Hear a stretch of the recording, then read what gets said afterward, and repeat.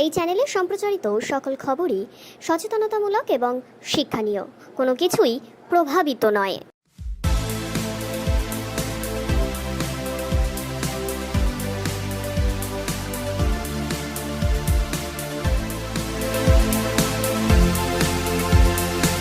Bhatpara state general হসপিটালে 2 কোটি টাকা মঞ্জুর করলেন সদ্য নবনির্বাচিত সাংসদ পার্থ ভৌমিক। এরপর মুখ খোলেন ভাটপাড়ার বিধায়ক পবন সিং। তিনি বলেন, অর্জুন সিং যখন এমপি ছিলেন তখন অনেকবার চেষ্টা করেছেন টাকা দেবার, আমিও বহুবার চেষ্টা করেছি টাকা দেওয়ার, 30 লক্ষ টাকা ফান্ডও দিয়েছিলাম, এমনটা তিনি জানিয়েছেন। তিনি অভিযোগ করেন, বিরোধী হলে আপনি কাজ করতে পারবেন না, আমার টাকা এখনো তারা ধরেনি, প্যাকিং করা অবস্থায় রয়েছে। শাসক দল বিরোধী বলে কিছু থাকলে হসপিটাল হবে না, সবাইকে এগোতে হবে মানুষের পরিষেবায়। সঙ্গে আর কি বলেছেন তিনি শুনুন। আজকে হয়েছে, আচ্ছা, তো আমি এই একটা কথা বলতে চাই এই ব্যাপারে, কি এরকম কাজ হচ্ছে তো খুব ভালো কাজ হচ্ছে। মিনস এই যে 2 কোটি টাকা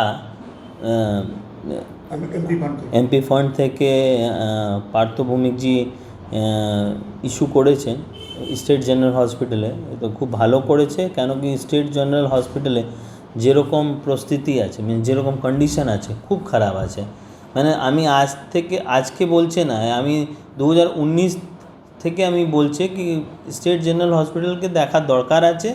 কেন স্টেট হসপিটাল যেরকম কন্ডিশন হয়ে গেছে, ওখানে মরিজ যায় তো রেফার হয়ে যায়, মিন্স ওখানে ইকুইপমেন্ট নেই। যেরকম মেশিন থাকে কি আপনাকে চেক করতে পারবে, ডক্টর চেক করলে বলতে পারবে কি আপনার কি এখন আপনার কন্ডিশন কি আছে, আমার পাশ ইকুইপমেন্ট ডাক্তার নেই, মিন্স প্রচুর এরকম সমস্যা আছে ওখানে, কি যে ব্যাপারে দেখার দরকার আছে। তো আমি নিজেও আমার এই কাজের জন্যে আমিও প্রচুর সংঘর্ষ মিন্স চেষ্টা করছে, আর আমার ফান্ড থেকে আমিও 30 লাখ টাকা আমিও করেছে, রিলিজ করেছে।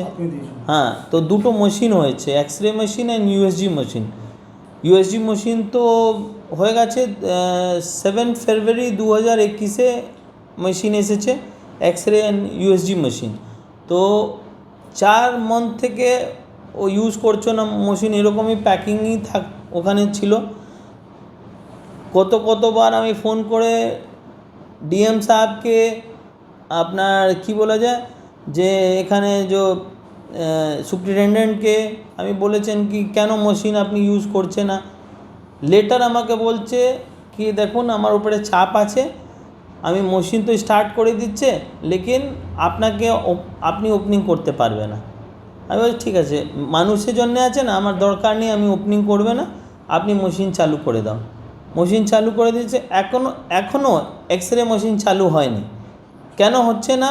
দেখুন, এক্সরে মেশিন জন্যে আমি এত মাস পিটিশন করেছে, পুরো ভাটপাড়ায় যত আমার ওয়ার্ড আছে সবাই ওয়ার্ডে মানুষের পাশে গিয়ে মাস পিটিশন, এত মাস পিটিশন করা পড়ে 1500 লোক আছে, 1500 লোক সাইন করেছে মাস পিটিশনের ব্যাপারে, কি আমাকে আমার মেশিনকে ইউজ করছে না, আপনি একটা সাইন করে দাও কি আমি ডিএমকে দিয়ে ডিএমের উপরে একটা প্রেশার দেবে কি মেশিনকে ইউজ করো। এক্সরে মেশিন এখনও রাখা আছে, বলছে কি রুম রেডি নেই, এই জন্য আমি এক্সরে মেশিন স্টার্ট করতে পারবে না।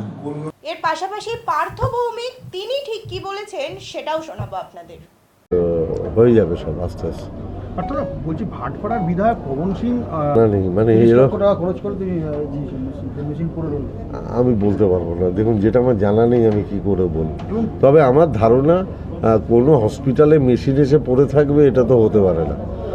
মেশিন যদি আসে তাহলে সেটা মানুষের জন্য ব্যবহার হবে। এবং বলছি বিরোধী দল বলে কাজ করতে দেওয়া হচ্ছে না, এইগুলো আমার মনে হয় না সঠিক কথা।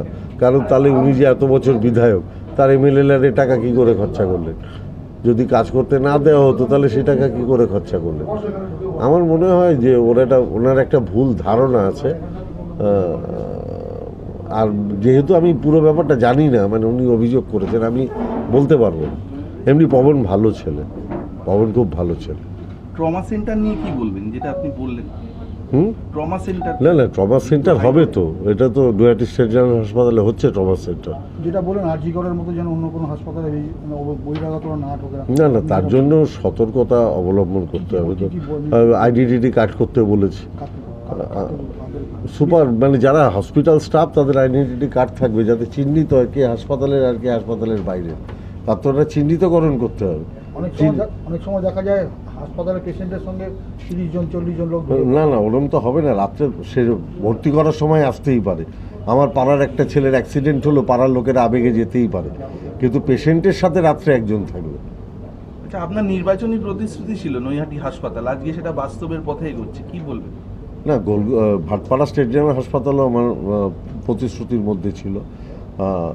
আমি কিছু বলবো না, আসলে মমতা ব্যানার্জি চায় যাতে গরিব মানুষ অসুবিধায় না পড়ে। আমি মমতা ব্যানার্জি যেটা চায় সেটার বাস্তবায়ন করার চেষ্টা করছি। চাওয়াটা মমতা ব্যানার্জি, আমরা তার সৈনিক হিসেবে নিচুতলায় কাজ করছি। হাসপাতালে যেখানে নার্সরা থাকে, আয়ারা থাকে, সেই জায়গাটার নিরাপত্তা কীভাবে? না পুলিশ তো ছিল, আজকে দেখলেন তো পুলিশ ছিল। আজকে একটা সমন্বয় করালাম আমরা, সুপার, পুলিশ আধিকারিক, সবাই মিলে। সেখানে কি নির্দেশ দিলেন? না ওনারা আলোচনা করে কিভাবে সিকিউরিটিটাকে বাড়ানো যায়। একটা পুলিশ ভ্যান সবসময় ওখানে থাকবে কন্টিনিউয়াস। যারা মহিলা ডাক্তার, মহিলা নার্স, না ওদের কিচ্ছু হবে না। দেখুন, একটা বাজে ঘটনা ঘটেছে, বাংলার মাননীয় মুখ্যমন্ত্রী মমতা বন্দ্যোপাধ্যায় বিবৃতি দিয়েছেন এবং যথোপযুক্ত ব্যবস্থা নিয়েছেন। অতএব স্বাভাবিকভাবেই আমরাও মমতা ব্যানার্জির সৈনিক হিসেবে উদ্বিগ্ন।